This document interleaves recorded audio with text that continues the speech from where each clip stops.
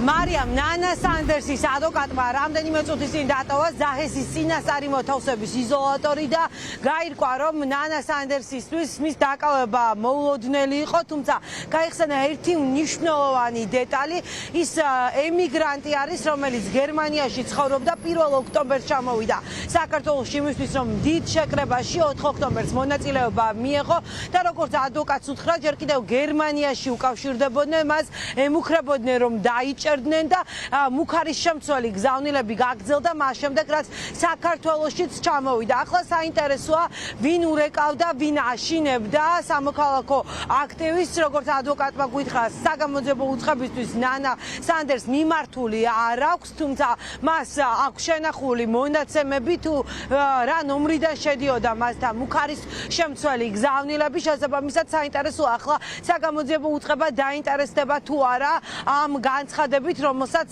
აკეთებს სამოქალაქო აქტივისტი.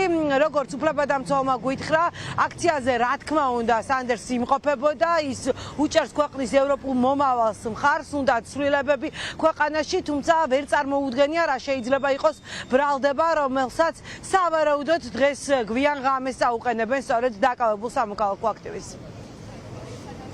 ვერაფერს ვერ უკავშირებს, მისთვის ძალიან მოულოდნელია და საერთოდ არალოგიკურად ჩანს რაიმე ფორმით ჯგუფური ძალადობა თუ რა. საბადონანამ თქვა, რომ სანამ საქართველოში ჩამოვიდოდა, მანამდე იყო მის მიმართ მუქარა. საქართველოში რო ჩამოვიდა, გრძელდებოდა მის მიმართ მუქარები. იყო ზარი, რომელიც შეეუბნებოდნენ, რომ ასე ვთქვათ, დაიჯერდნენ, მოკლავდნენ და ასეთი რაღაც უთხრესო, ხომ იცით, მსგავსი საქმეები სიუციტით სრულდებაო. ვინ არის ის ვინაობა, არა, არის ის მისი ვინაობა, ვისი მხრიდან იყო უშუალოდ მუქარა, თუმცა მუქარის შინაარსი იყო ის, რომ დაჯერდნენ, ან დაჯერის მუქარეზე იყო. საქართველოში ჩამოვიდოდა, მანამდეც იყო. საქართველოში ჩამოსulis მერეც იყო. კი ბატონო.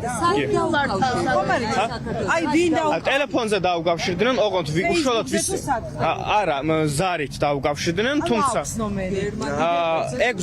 ეგ არ ვიცი, დაზუსტებით ვერ გეტყვი. საერთოდ არ ვიცოდი, რომ საქართველოში იყო ჩამოსული. წუხელ სადღაც პირველ საათზე დეიდა ჩემს დაურეკა გამომძებელმა და უთხრა, რომ დაკავებულია თქვენი შვილი.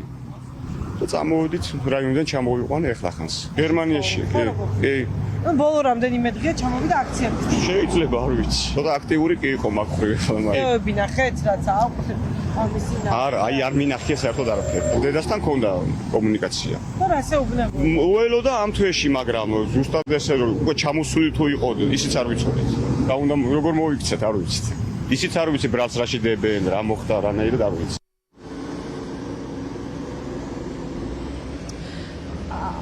შინაგან საქმეთა სამინისტროს მიერ დაკავებულ 5 ფილს ბრალს სავარაუდოდ დღეს წარუდგენენ გვიან საღამოს და სავარაუდოდ მოუწევს სასამართლოს მსჯელობა აღკვეთ ღონისძიებაზე. რაც შეეხება ბრალდებულ 13 პირს, ამ საქმეებთან, მათ საქმესთან დაკავშირებით პროკურატურა მიიღო გადაწყვეტილება, რომ 3 ნაწილად გაეყო ეს საქმეები, 4 კაციან შემადგენლობაში მიმდინარეობს განხილვები და დღეს 4 საათზე დაიწყება პირველი ეპიზოდთან დაკავშირებით მსჯელობა, 4 ბრალდებული საქმესთან დაკავშირებით, დღესვე მეორე 4-ს გაასამართლებენ და 6 საათზე არის სხდომა ჩანიშნული ბრალდების მხარე. ყველა დაკავებულისთვის პატიმრობას ითხოვს, რაც შეეხება ადვოკატებს, ადვოკატები გირაუშუა მდგომობით შევლენ დღეს სასამართლოში.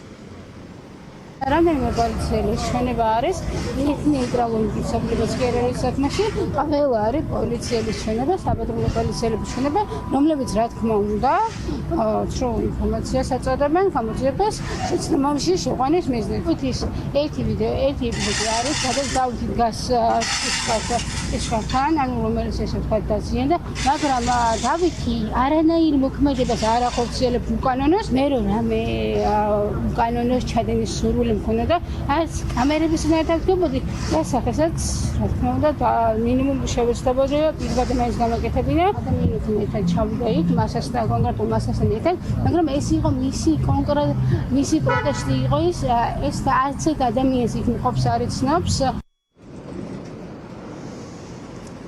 ყველა დაკავებულს გამოძიება ამ ეტაპამდე, ვისაც ბრალი წარუდგინეს, ედავებიან ჯგუფურ ძალადობაში მონაწილეობას და სტრატეგიული ობიექტის ხელში ჩაგდების მცდელობას. წესით, მათი საქმეები ერთად უნდა განეხილათ, თუმცა როგორც ჩანს, ძველი გამოცდილება გაითვალისწინა პროკურატურამ და ეს იყო მიზეზი, რის გამოც სამად დაყო ეს ბრალდების საქმე. დღეს სამ საქმესთან დაკავშირებით სასამართლო სხდომა ჩატარდება და სავარაუდოდ ეს პროცესი ხვალაც გაგრძელდება საქალაქო სასამართლოში.